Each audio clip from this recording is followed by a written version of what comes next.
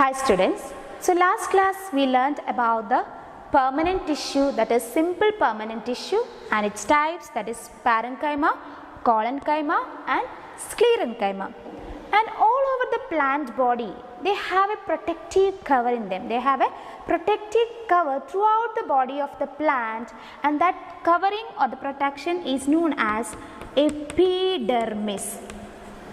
That covering is known as epidermis. Epi means outermost, outer cover, and derma means skin. That means throughout the plant body they have an outer cover which is known as epidermis.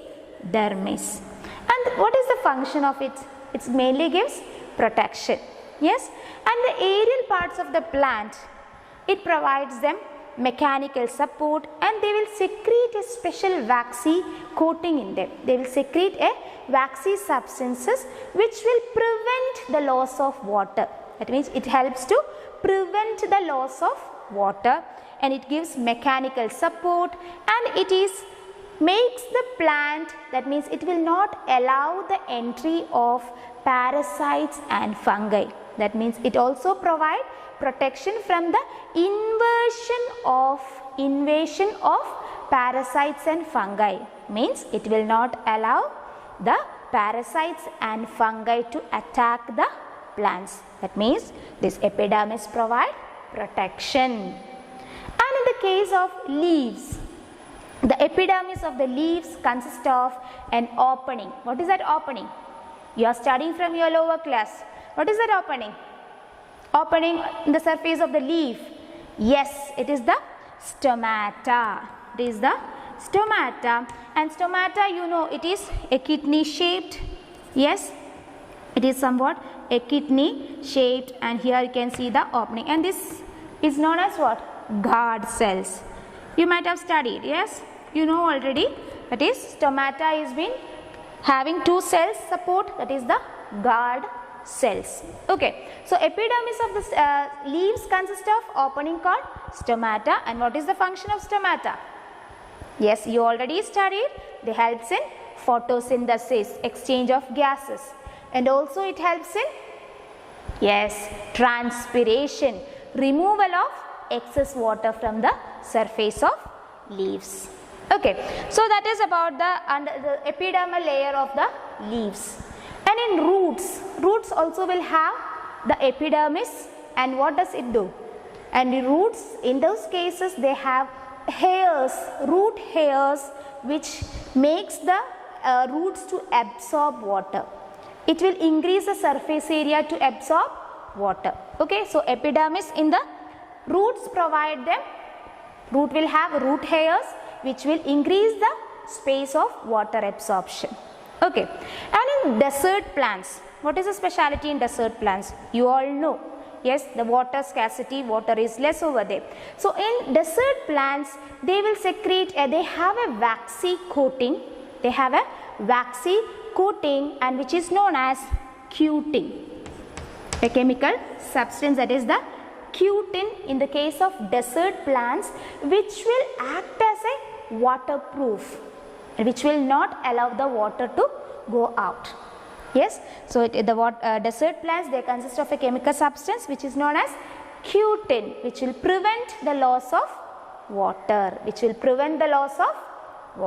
Yes, and let me ask you a question. Is the stem of a plant as well as a tree, they look similar? They are of same hardness and all, stem as well as a tree? No, it differs, right? So when a plant grows, when it's in the small plant stage, they will have meristematic tissue, growing tissue, right? Meristems they will be having. So as this plant grows, the first meristem, or in the stem stage or the plant stage, the stem will have primary meristem. The first growing stage can be called as primary meristem, and as it grows and becomes a tree, that primary meristem will be replaced by secondary meristems. And you might have seen also, we can see in our campus also, that trees, or in your home, the trees will be having the outer cover, the bark or the cork of the tree. Layers you can see. Yes, that is mean the primary meristem. When the plant becomes a tree, the primary meristem will be replaced by the secondary meristem. That is why you can see the bark or the cork of the tree, layers of cells you can see. Yes, and they are dead cell also. We can remove it, right? They are dead cell also. And what helps them and main function, they have in them a chemical substance, that is the suberin. They have in them a chemical substance, that is suberin, which will act as a protection again, and which will act as an impervious to gases and water. That means which will not allow water and gases to enter inside the plants. Okay, mainly altogether what is it? They are all what they are doing? They are giving protection to the plants. Okay, so this is all about the epidermis. Epidermis mainly gives the protection. Outermost layer of the plant is having a layer which gives protection, that is the epidermis. And mainly they will act as a what? They will prevent the loss of water, and they will not allow the invasion of parasites and fungi. That means again protection. They will provide mechanical support. And the leaf surface, epidermis surface, will have an opening called stomata, which will help in photosynthesis and transpiration. In the roots they have root hairs which helps to absorb the water. And in the case of desert plants, they have cutin, which is having water resistant, or which will act as a, which will prevent the loss of water from the desert plants. Yes, waterproof. Then suberin, in the case of the secondary meristem, in the stem or the tree, they will have the secondary meristem, and they will have a chemical known as suberin, which will not allow the gases and water to enter inside the plants. Ultimately, what is that? Epidermis will provide protection. Okay, so I hope it is clear. Just if you read the textbook, you will understand. And next is complex permanent tissue. So we discussed already simple permanent tissue, and here same type of cells are present. And complex permanent tissue means there are more than one type of cells is present in complex permanent tissue, and they are also of two types. They are xylem, very familiar term, right?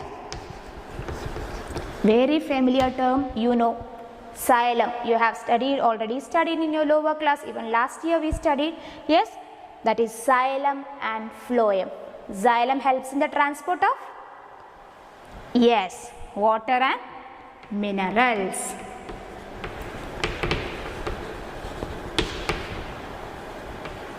Phloem for yes, food, transport of food. That means water and minerals from the roots will be absorbed by this type of xylem tissue, and they are conducting tissues or vascular tissue, which helps to carry the water, or which will absorb the water through the root hairs, through the root, and xylem will carry and give to all parts of the plant body. Yes, and actually there only one direction the water should reach, because water is being taken from the ground and they have to move to one direction only. And here in the case of phloem, they helps in the transport of food. Where does the food prepared? You all know, yes, the leaves. And leaf, what is the process which helps in the preparation of food? Yes, photosynthesis. So food will be prepared in the top leaves as well as in the middle, wherever. Yes, the food prepared on the surface of the leaves should reach all parts of the body. So in that cases, in the phloem case, both direction the transport will takes place. Okay, and here the elements of xylem we need to know, and the elements of xylem which helps in the transport of water and minerals, and they are tracheids. They are tracheids, vessels, xylem parenchyma, and xylem fibers. Xylem parenchyma and xylem fibers, very important. These are the elements of xylem which helps them to transport water and minerals. What are they? Tracheids, vessels which helps in the transport of water and minerals, xylem parenchyma which mainly stores, parenchyma you know stores food, and xylem fibers which will give protection, which will give support. Okay, and about phloem, the elements of phloem are sieve tube, companion cells, then remaining two are alike. Here xylem parenchyma, xylem fibers. Here it is phloem parenchyma, and here phloem fibers. Okay, and the sieve tube, companion cell and parenchyma, phloem parenchyma helps in the transport of food and storing of food, and this gives support. So these are the elements of phloem, that is sieve tube, companion cells, phloem parenchyma, phloem fibers. Okay, let's revise once more. So permanent tissue, this be divided into two: simple permanent tissue and complex permanent tissue. And simply is been again divided of three types: parenchyma, which mainly stores food and gives support, and if chlorophyll is present, it is known as chlorenchyma, and if it air cavities in the water plants, if they which give buoyancy to float, then it is known as aerenchyma. And the chlorenchyma means flexibility to a plants. Sclerenchyma, which provide hardness or makes the plant stiff. And here complex permanent tissue, it's of two types, that is xylem and phloem. Xylem and phloem. Permanent tissue, okay? Xylem and phloem. Xylem helps in the transport of food and water, and the phloem helps in the transport of food. What are the components or the elements? Tracheids, vessels, xylem parenchyma, xylem fibers. In the case of phloem, it is sieve tube, companion cells, phloem parenchyma, phloem fibers. I hope it is clear to you. This is all about the plant tissue. So we completed almost the half of the chapter, that is the plant tissue. I hope it is very much clear to you, the plant tissue, and remaining we need to discuss about animal tissue in detail, which will be discussed in the next class. Till then, bye and take care.